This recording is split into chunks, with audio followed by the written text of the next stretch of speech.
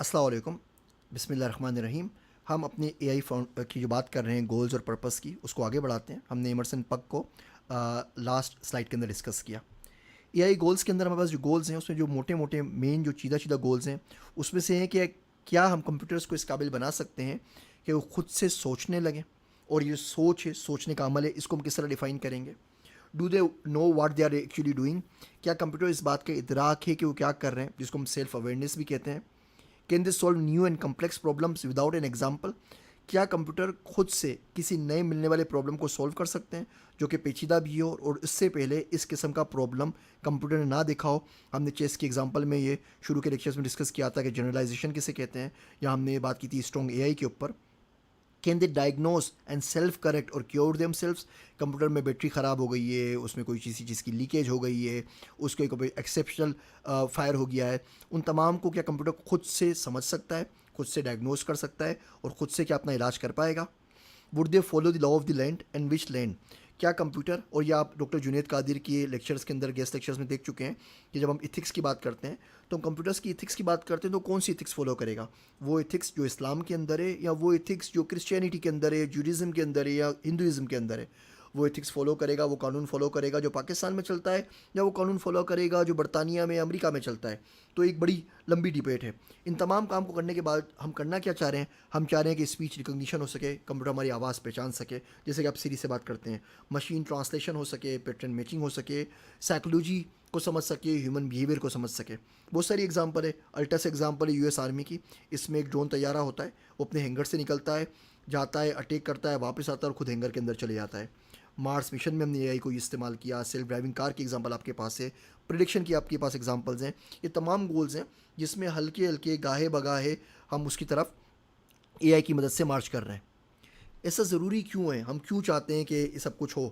تو پہلی چیز تو یہ ہے کہ ہم چاہتے ہیں کہ نئے ٹولز کریٹ ہوں، اور ان نئے ٹولز کی مدد سے ہماری لائف آسان بھی ہوگی، اس کی کوالٹی بھی امپروو ہوگی، اس کی پرفارمنس بھی امپروو ہوگی. مثال کے طور پہ فون ہمارے پاس ہے، ہمارے پاس فوٹو ایڈیٹنگ کے سافٹ ویئر ہیں. آپ لوگ آئی فون سے اپنی تصویریں لیتے ہیں، سیمسنگ سے تصویریں لیتے ہیں، ان تمام میں اے آئی استعمال ہو رہی ہے، اور آپ یہ فلٹرز اپلائی کر سکتے ہیں، مختلف چیزیں کر سکتے ہیں. یہی چیزیں اگر آپ 50 سال پہلے کسی شخص کو بتاتے کہ اس طرح ہو سکے گا تو آپ کو شاید بیوقوف کہتا، بولتا ہے تو آپ بالکل امپاسبل بات کر رہے ہیں. تو یہ تمام چیزیں پہلے ممکن نہیں تھی جو آج کل ممکن ہو رہی ہیں. اس پھر پورے پروسیس میں ہم چاہتے ہیں کہ کسی طرح ہمیں سمجھ میں آ جائے کہ ہم خود کس طرح کام کرتے ہیں، ہم خود کس طرح سوچتے ہیں. اگر ہم سوچنے کے عمل پہ کام کر سکیں تو یہ ایک بہت بڑا کام ہوگا. مثال کے طور پہ ایک بچہ ہے جو مذہبی انتہا پسندی کی طرف نکل گیا ہے. اگر آپ اس کے دماغ میں جا کے سافٹلی انٹروین کر سکیں، یا آپ کو پتہ چل جائے کہ وہ کس طریقے سے کہاں سے کیا سوچ رہا ہے، تو آپ جا کے اس کو کریکٹ کر سکتے ہیں. آپ نے ایک مشہور مقولہ سنا ہوگا ڈراموں کے اندر کہ پگلا گیا ہے کیا، آپ پاگل پنی جیسی کیسی باتیں کر رہے ہیں، آپ کوئی سینس نہیں کرتے، you are a senseless human being. تو کیا طریقہ ہو کہ وہ سینس ہم اس ہیومن کو دے سکیں. اگر ہم نے یہ پرابلم سولو کر لیا جنرل تھنکنگ کا، تو بہت ساری دنیا میں جو مسائل ہیں جو کلچر کی وجہ سے ہیں، تاریخ کی وجہ سے ہیں، مذاہب کی وجہ سے ہیں، وہ سارے کے سارے سولو ہو جائیں گے. میں آپ کو چھوٹی سی مثال دیتا ہوں. آپ جمعے کے خطبے میں جاتے ہیں اور مولوی صاحب بیان کر رہے ہوتے ہیں. اب مولوی صاحب جو واقعہ سناتے ہیں آپ اس پہ لبیک کہہ رہے ہوتے ہیں، جو حدیث سناتے ہیں آپ کو سمجھ میں آ جاتی ہے، جو آیت کا ترجمہ کرتے ہیں آپ سمجھ میں آ جاتی ہے.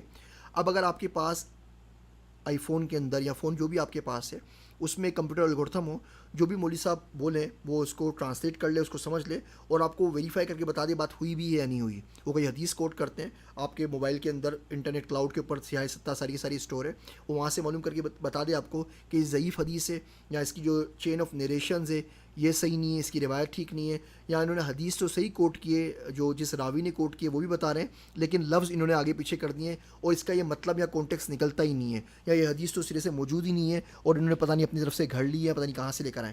صرف اتنا بھی کام ہو جائے تو آپ خود سوچیں کتنی حد تک مذہب آسان بھی ہو جائے گا، اور کتنی حد تک غلط انفارمیشن پھیلانا آگے ناممکنات میں سے ہو جائے گا.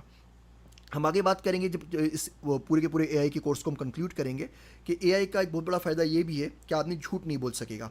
آپ آتے ہیں اور آپ کسی کو بولتے ہیں کہ جی میں برازیل گیا تھا، تو اے آئی تمام ڈیٹا بیس سرچ کر کے بتا دے گا جی آپ تو کبھی پاکستان سے باہر گئے ہی نہیں، یا کبھی آپ لیٹن امریکہ گئے ہی نہیں ہیں، تو برازیل کیسے جا سکتے ہیں.